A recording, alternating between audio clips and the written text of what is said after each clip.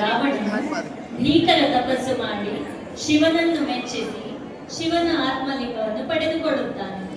ಸಂತೋಷದಿಂದ ಕೈಲಾಸದಿಂದ ಲಂಕೆಗೆ ಹಿಂದಿರುಗುತ್ತಿರುವಾಗ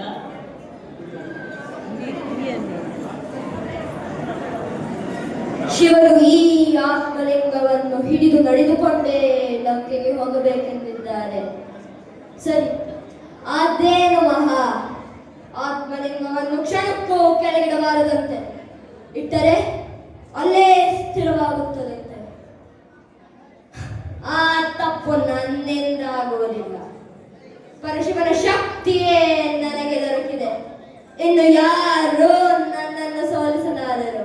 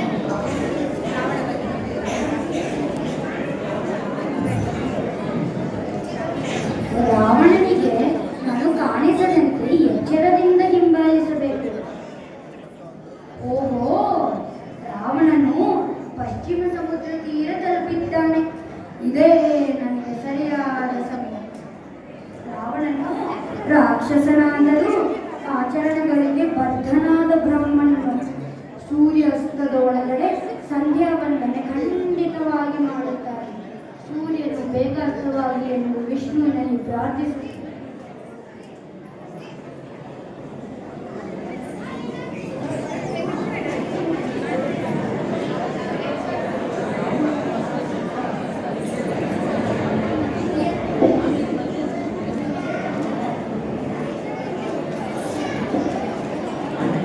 ಇದೇನು ಇಷ್ಟು ಬೇಗ ಸೂರ್ಯಾಸ್ತವಾಗುತ್ತಿದೆಯಲ್ಲ?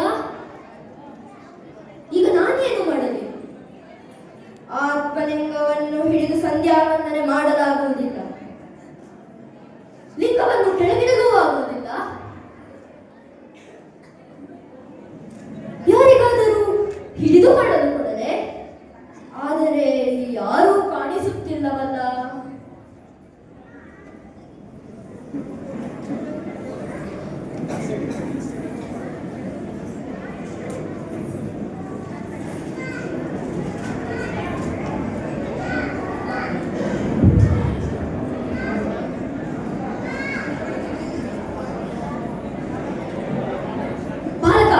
ನಿಲ್ಲು, ನನಗೊಂದು ಉಪಕಾರ ಮಾಡು.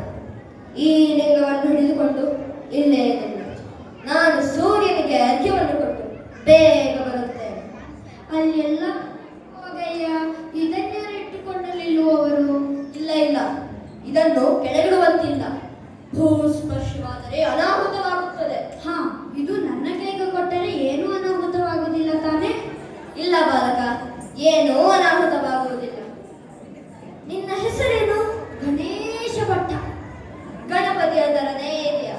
ನಿನ್ನ ತಂದೆಯ ಹೆಸರೇನು? ಶಂಕರ ಭಟ್ಟ. ಚೆನ್ನಾಗಿದೆ, ಸಂಪ್ರದಾಯಬದ್ಧವಾಗಿದೆ. ಈಗ ತೆಗೆದುಕೋ, ಕಾಲ ಅತೀತವಾಗುತ್ತಿದೆ. ನೀನು ನನ್ನಲ್ಲಿ ಅಷ್ಟು ನಂಬಿಕೆ ಇಟ್ಟುಕೊಂಡರೆ ಕೊಡು. ಅಯ್ಯಯ್ಯೋ, ಇದೇನಯ್ಯ ಬ್ರಹ್ಮಾಂಡ ಭಾರ? ಇದರಲ್ಲಿ ಈ ಬ್ರಹ್ಮಾಂಡವೇ ಅಡಗಿದೆ. ಓಂ ನಮಃ ಶಿವಾಯ ಎಂದು ಹೇಳು. ಇದರ ಜೊತೆ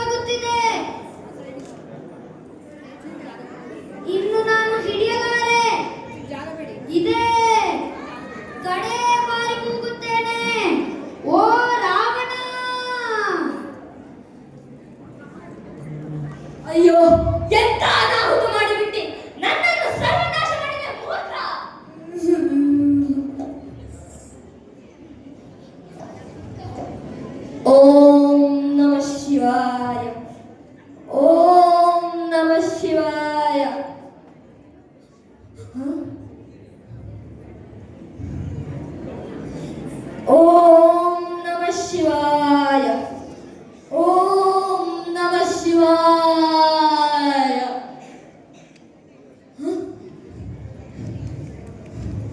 ಪರಮೇಶ್ವರ. ಧರ್ಮವಿದೆ ಎಂಬುದು ಮುಖ್ಯ.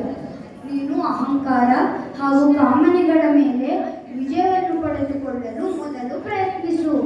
ಅಚಾತುರ್ಯದಿಂದ ನನ್ನಿಂದ ತಪ್ಪಾಗಿದೆ. ನನ್ನನ್ನು ದಯಮಾಡಿ ಕ್ಷಮಿಸಿ. ನೀನು ಶಿವನ ಪರಮಭಕ್ತನಾಗಿರುವೆ. ರಾವಣ, ನೀನು ಬ್ರಹ್ಮೋತ್ಸವಗಳಲ್ಲಿ ಶಿವನ ವಾಹನಗಳಲ್ಲಿ ಒಂದಾಗಿರುತ್ತೀಯ. ಹಾಗೂ ಈ ಪರಶಿವನ ಆತ್ಮಲಿಂಗವು ಮಹಾಬಲೇಶ್ವರ ಲಿಂಗವೆಂದು ಕರೆಯಲ್ಪಡುವುದು. ಹಾಗೆ ಈ ಪುಣ್ಯಕ್ಷೇತ್ರವು ಗೋಕರ್ಣವಾಗಿದ್ದು ಭೂ ಕೈಲಾಸವೆಂದು ಪ್ರಸಿದ್ಧವಾಗಿ ಸಕಲ ಜೀವಿಗಳಿಗೂ ಸನ್ಮಂಗಳವನ್ನುಂಟು ಮಾಡಲಿ.